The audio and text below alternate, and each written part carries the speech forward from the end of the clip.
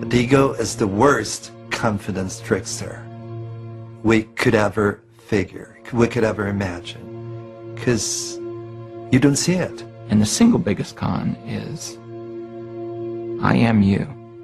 The problem is that the ego hides in the last place that you'd ever look, within itself. It disguises its thoughts as your thoughts, its feelings as your feelings. You think it's you. People's need to protect their own egos knows no bounds. They will lie, cheat, steal, kill, do whatever it takes to maintain what we call ego boundaries. People have no clue that they're in prison. They don't know that there is an ego. They don't know the distinction. At first it's difficult for the mind to accept that there's something beyond itself, that there's something of greater value and greater capacity for discerning truth than itself. In creating this imaginary external enemy, we usually made a real enemy for ourselves, and that becomes a real danger to the ego, but that's also the ego's creation. There is no such thing as an external enemy, no matter what that voice in your head is telling you. All perception of an enemy is a projection of the ego as the enemy. In that sense, you could say that 100% of our external enemies are of our own creation. Your greatest enemy is your own inner perception, is your own ignorance, is your own ego.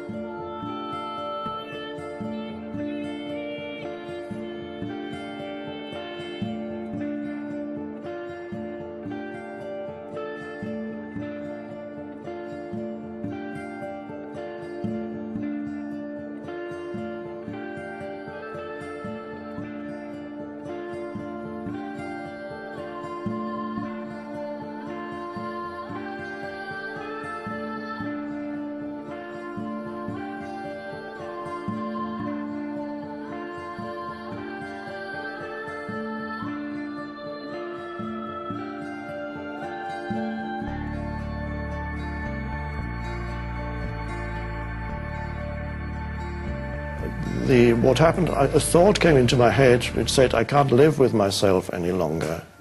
And at that moment, a separation happened between myself and that thought, and I looked at the thought and said, I can't live with myself, what does that mean?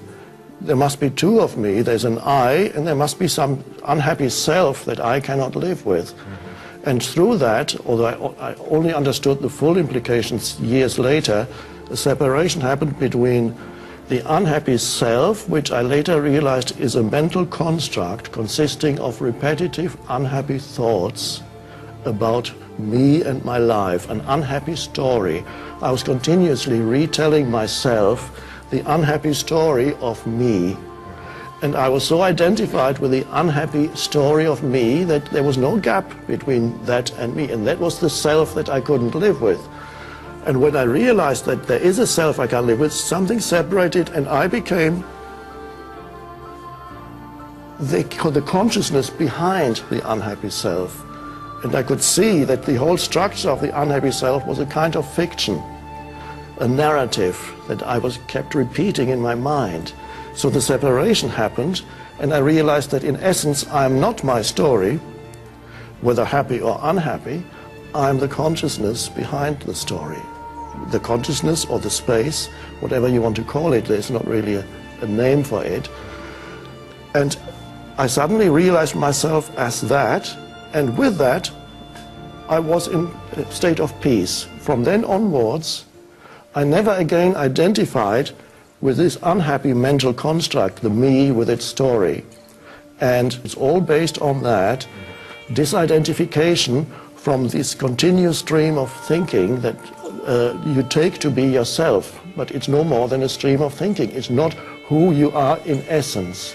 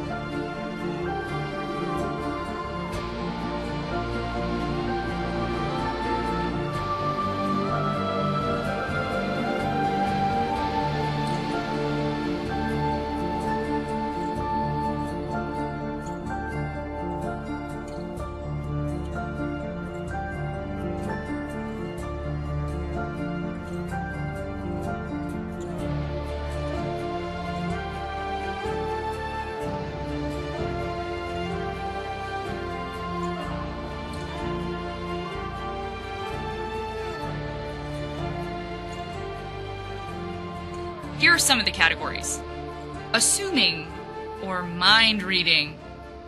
Like when you are sure someone is mad at you even though you haven't spoken to them just because they walked in and didn't say hi. Shoulds, must, and oughts. Those are the insane demands that we make upon ourselves in our quest to be impossibly perfect. The fairy tale fantasy. Where we demand an ideal for our life and decide that anything less than that ideal just isn't fair. Overgeneralizing. Nobody likes me. I always ruin everything. And finally, catastrophizing. When you take a little problem and turn it into a big, terrible, life-changing event.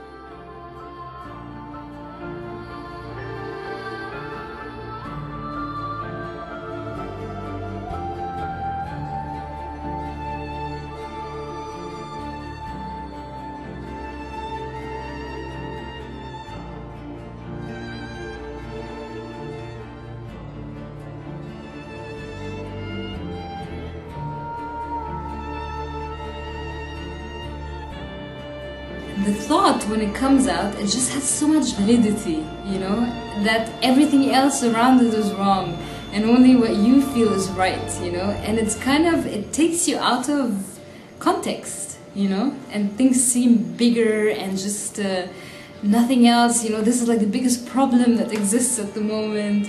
So it tricks you by yeah, like, you know, like making things seem really real and important. The ego is actually very helpless. It's very helpless without you feeding it darkness, you know? So actually its existence kind of relies on you. It has no strength, you know? And so if you are aware of its of what it actually is, you can, like, you actually can kill it. You can kill it.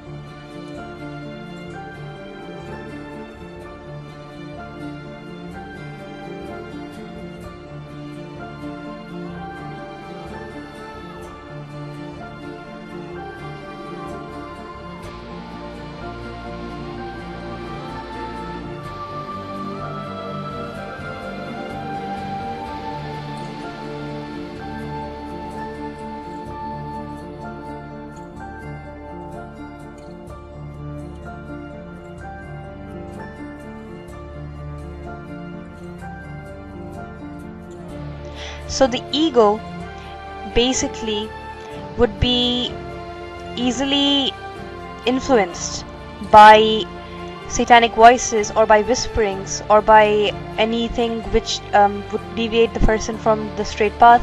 Once the person accepts those whisperings as their own thoughts, for example, if a person fails in life at something, maybe in an exam, or if something bad happens to them in a bad experience or something, or so on, then the whisperings can get strong and they can go like, you're not going to succeed at the next one because you failed last time, so you're probably messed up forever. You're not going to be able to succeed next time either. And if the person accepts this as their own thoughts or their own assumptions, and they go, yeah, I'm probably going to fail again, I believe that, that's the ego saying that to them, because the shaitan takes that insecurity, attacks it, and the ego forms it as a part of the self.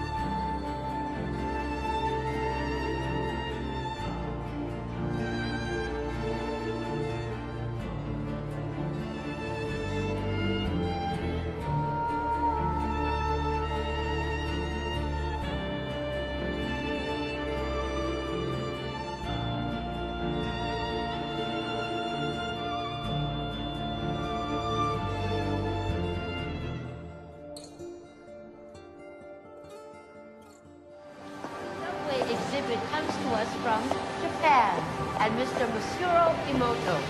Mr. Emoto became terribly interested in the molecular structure of water and what affects it. Now, water is the most receptive of the 4 elements.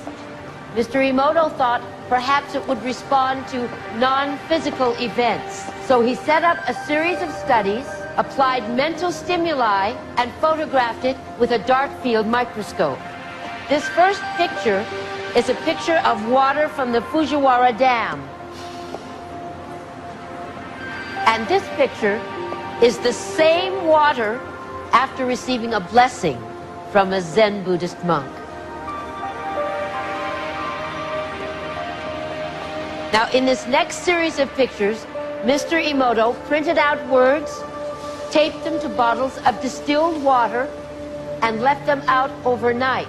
This first photograph is a picture of the pure distilled water, just the essence of itself. These subsequent photographs, as you can see, are each different. This is the chi of love. And we move along here to thank you. And you can see where he taped that to this bottle here. But if you read Japanese, you already knew that. Now, Mr. Emoto speaks of the thought or intent being the driving force in all of this. The science of how that actually affects the molecules is unknown, except to the water molecules, of course. And it's really fascinating when you keep in mind that 90% of our bodies are water.